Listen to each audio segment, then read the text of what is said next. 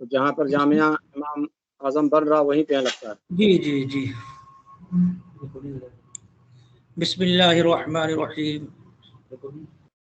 نحمد و نصلی علی حبیب الکریم اما بعد اعوذ باللہ من الشیطان الرجیم بسم اللہ الرحمن الرحیم.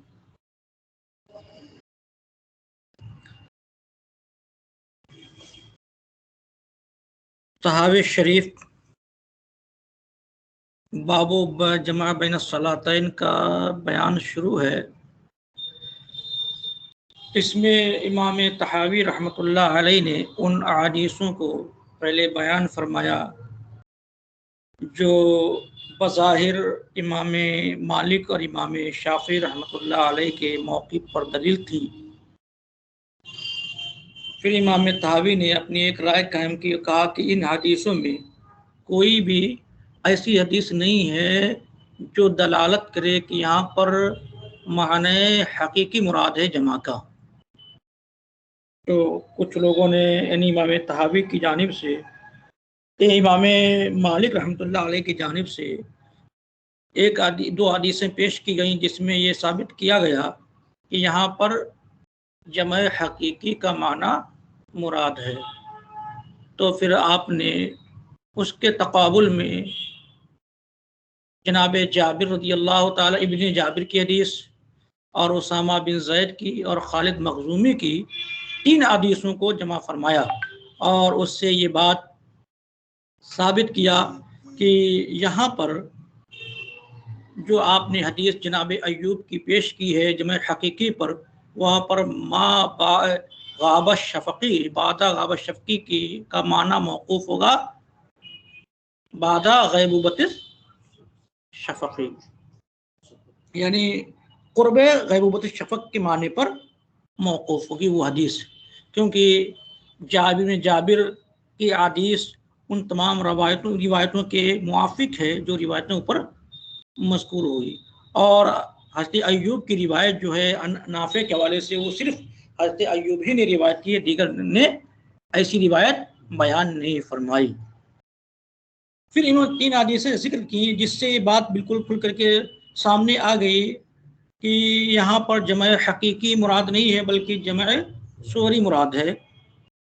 پھر امام طحاوی ایک حدیث نقل کر رہے ہیں جو امام شافعی رحمۃ اللہ علیہ اور امام مالک کی جانب کے موقع پر اشارہ کر رہے تھے. تو امام طحاوی نے اس حدیث کو بھی نقل کیا اور نقل کرنے کے بعد فرمایا اس حدیث کو امام طحاوی، امام مالک اور امام شافعی وغیرہ نے جمع حقیقی پر محمول کیا ہے.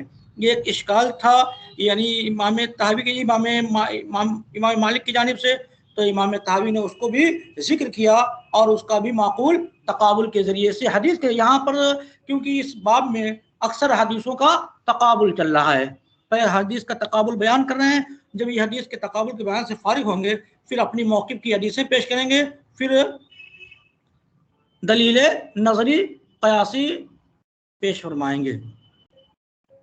اور وہ روایت کس کی ہے؟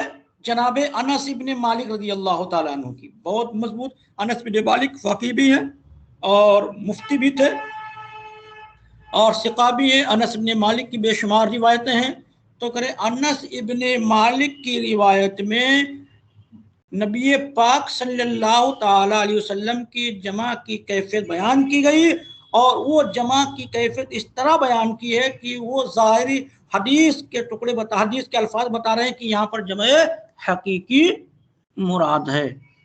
وہ حدیث ذکر کریں گے، پھر اس حدیث میں کیا معنی مراد ہے اس کو بیان کریں گے، پھر حدیث میں جو تقابل ہے اس کو دکھلا رہے ہیں. دیکھیے جو ہم نے کہا تھا پہلے میں تو کہا تھا کہ ابن جابر کی حدیث اولا ہے اس اعتبار سے کہ جناب ایوب کی روایت میں جو نافع کے حوالے سے ان کے علاوہ کسی نے کیفیت جمع کا ذکر نہیں فرمایا، لیکن اس میں جو ہے جابر کی ہے اور اسامہ بن زید کی ہے اور خالد مخزومی 3 روایتیں ہیں جو جناب ایوب کی روایت کے برخلاف ہے.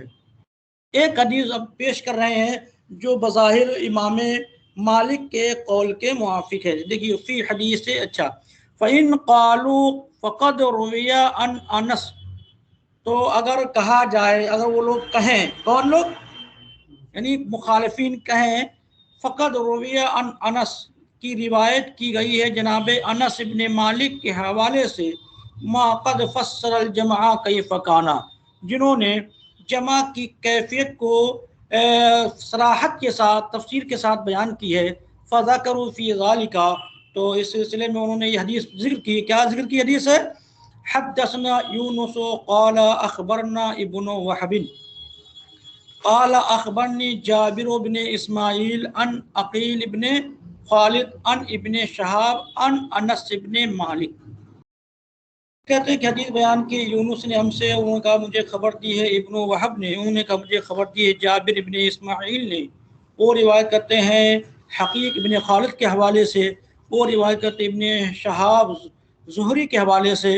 ابن شہاب زہری ہیں، یہ بھی بہت بڑے مفتی اور بہت بڑے فقیہ ہیں.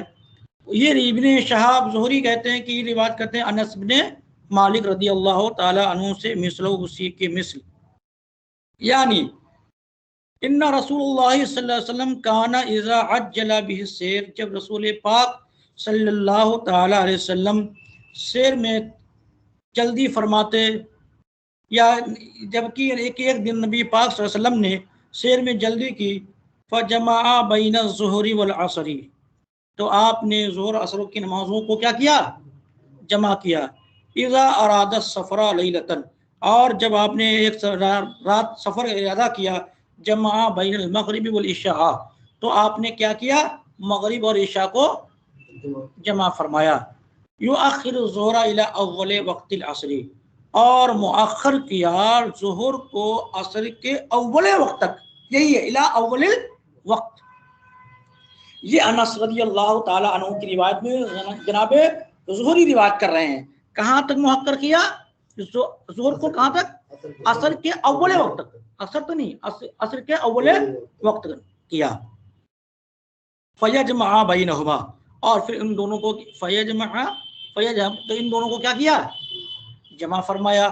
یؤخر المغرب، اور مغرب کو مؤخر کیا، حتی یجمع بینہما، یہاں تک ان دونوں کو جمع کیا، بین العشاء، اور اس کے اور عشاء کے درمیان جمع کیا، حتی یغیب الشفق، یہاں تک کی کیا تھی؟ شفق غائب ہو.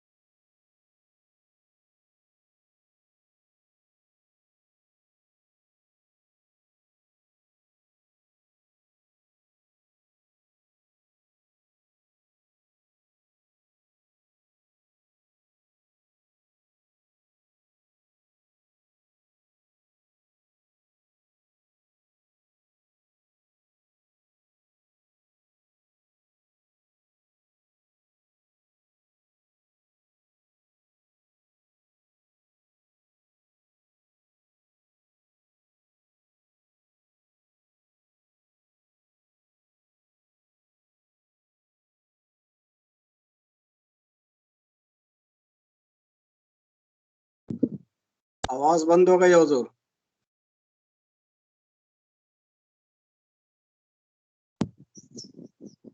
آواز بالکل نہیں آ رہی ہے.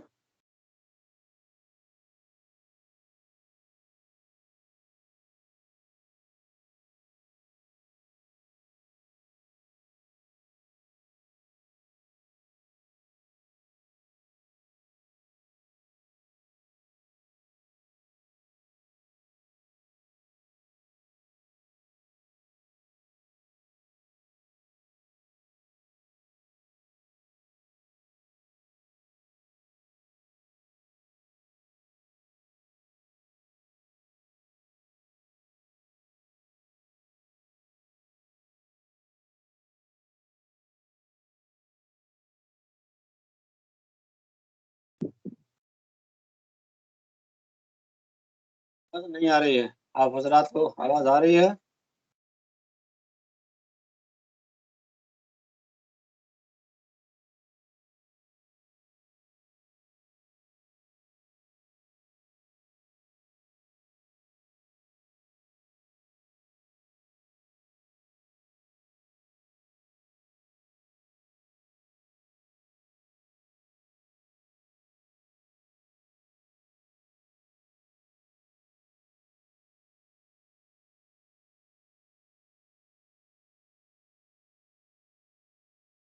جی اب آواز آ رہی ہے؟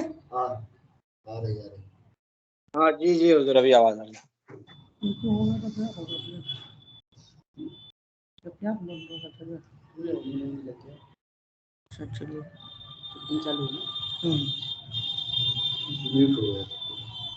چلیے تو بات چل رہی تھی، تو یہاں پر امام مالک رحمۃ اللہ علیہ نے کہا کہ یہ نماز ظہر کو آپ نے پڑھا نماز وقت عصر میں، اور یہی ہمارا موقف اور ہمارا مذہب ہے.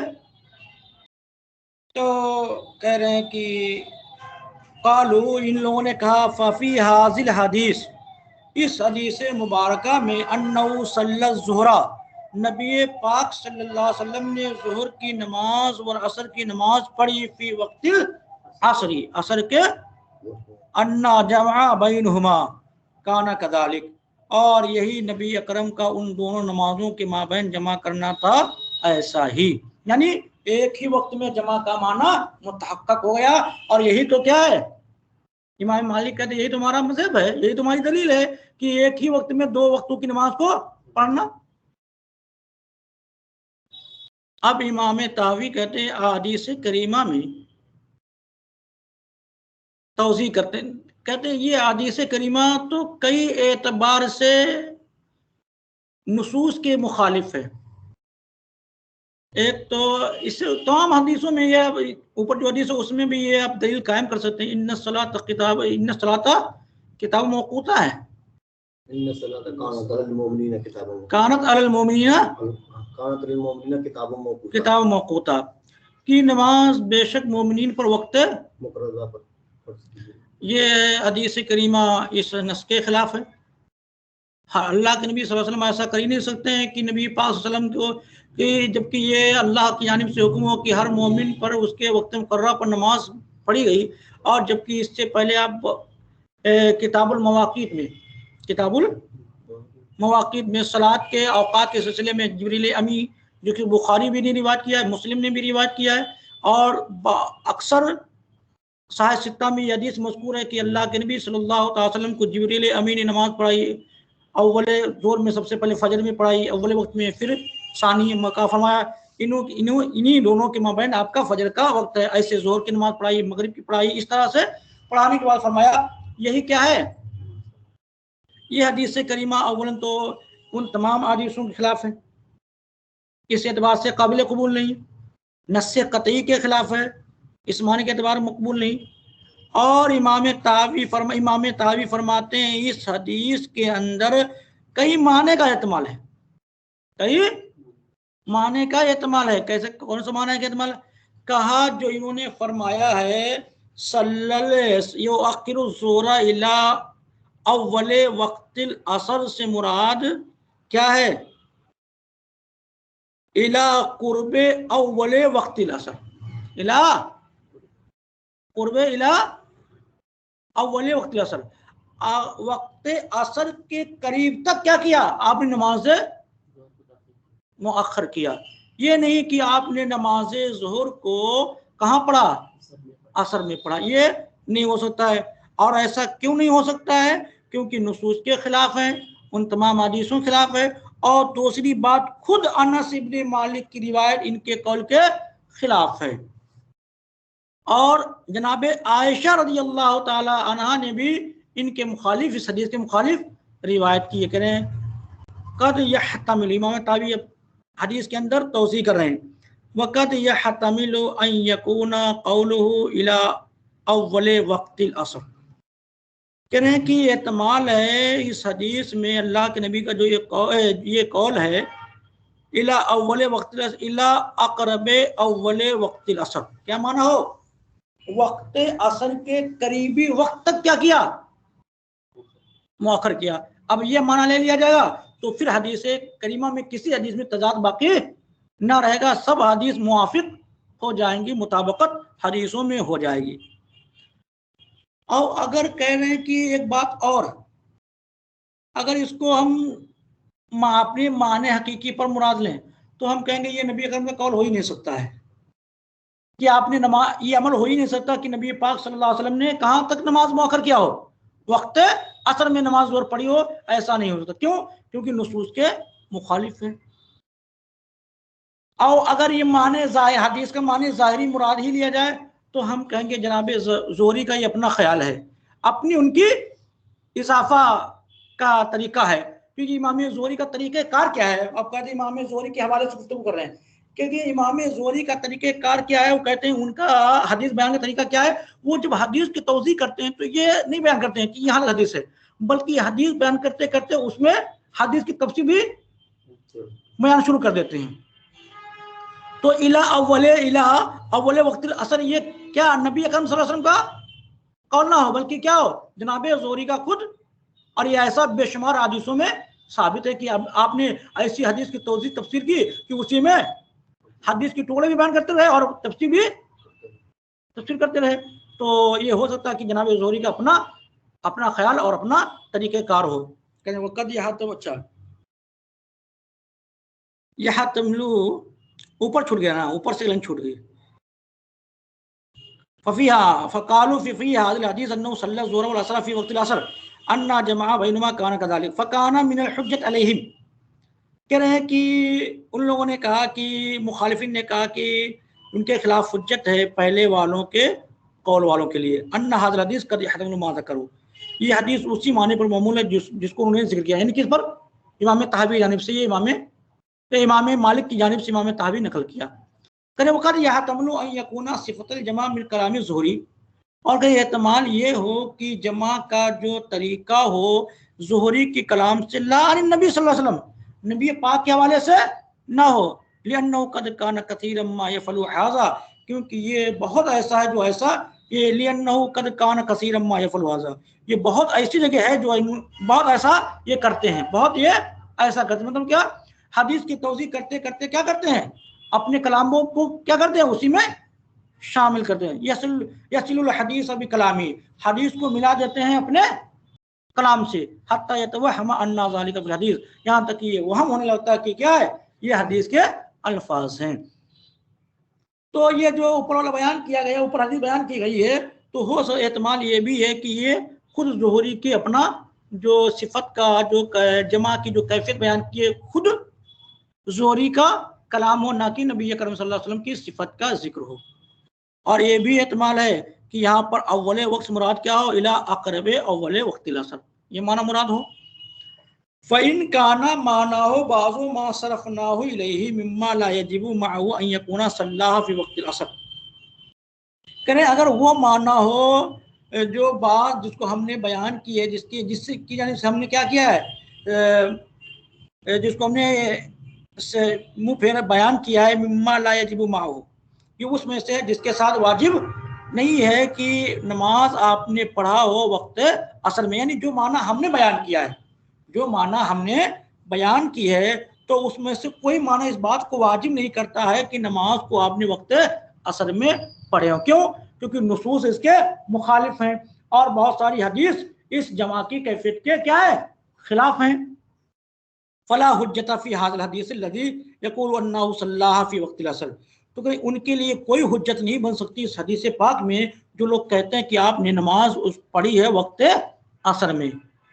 ان کانا اصل الحدیث علی انہ صلاح فی وقت العصر، او اگر حدیث کا اصلی معنی مراد لیا جائے، ان کانا اصل الحدیث علی انہ صلاح، اگر حدیث کا اصل یہی ہو، اس بات پر ہو کہ وہ نبی پاک نے نماز ظہر کو پڑھائے وقت عصر میں، فکانا ذالک ہوا جمع بینہما، تو وہ ان کا جمع کرنا، اس دونوں نمازوں کو جمع کرنا، فإنه قد خالفوا في ذلك عبد الله ابن عمر، تو اس جمع کی کیفیت کی مخالفت کی ہے جناب عبداللہ ابن عمر کی حدیث پاک میں، بما روینا عنہ، جو روایت کیا ہے، ہم نے روایت کیا ہے انہی سے. کس سے؟ جناب انس ابن مالک ہی سے، نبی پاک کے حوالے سے. تو اب دیکھیے مخالفت خود امام انس بن مالک کے قول ہی میں کیا ہو جائے گا؟ تضاد ہو جائے گا. وخالفت ہو فی ذالک عائشہ رضی اللہ تعالی عنہا ایضا، اور اس سلسلے میں جناب عائشہ رضی اللہ تعالی عنہ کی بھی مخالفت مذکور ہے. جناب عائشہ کی حدیث بھی ہے کہ آپ نے کبھی بھی ظہر کسی وقت کی نماز کو کسی وقت میں پڑھا ہوا ایسا نہیں ہو سکتا ہے۔ اب یہ سنیے، دیکھیے حدیث پاک، یہ حدیث اور اس حدیث میں تقابل دیکھیے کس طرح سے ہے۔ حدثنا فحد قال حدثنا الحسن بن بشر قال حدثنا المعافی ابن عمران عن مغیرہ بن زیاد الموصلی عن عطا ابن ابی رباح عن عائشہ رضی اللہ تعالی عنہا قالت کان رسول اللہ صلی اللہ علیہ وسلم فی سفر یؤخر الظہر ویقدم العصر، ظہر کو مؤخر کرتے اور عصر کو مقدم کرتے، ویؤخر المغرب ویقدم العشاء، اور مغرب کو مؤخر کرتے اور عشاء کو مقدم کرتے۔ ثم ھذا عبداللہ ابن مسعود رضی اللہ تعالی عنہما ایضا قد روینا عنہ، اور یہ جناب عبداللہ ابن مسعود نے اس حدیث کی روایت کی ہے جو ہم نے روایت کی ہے انہی سے جناب رسول اللہ کے حوالے سے، انہ کانا یجمع بین الصلاتین فی السفر، کہ جمع کرتے تھے دو نمازوں کو سفر میں۔ ثم قد روی عنہ، پھر انہی سے روایت کی گئی جو حسین نے روایت کی، حسین بن نصر نے روایت کی ہے۔ قال حدثنا قبیصۃ ابن عقبہ والفریابی، دونوں نے فرمایا کہ مجھ سے حدیث بیان کی سفیان نے، وہ روایت کرتے عامش سے، وہ روایت کرتے عمارہ بن عمیر کے حوالے سے، وہ روایت کرتے عبد الرحمن بن یزید کے حوالے سے، وہ روایت کرتے ان عبداللہ سے قال۔ اب دیکھیے روایت عبداللہ بن مسعود کی روایت سنیے۔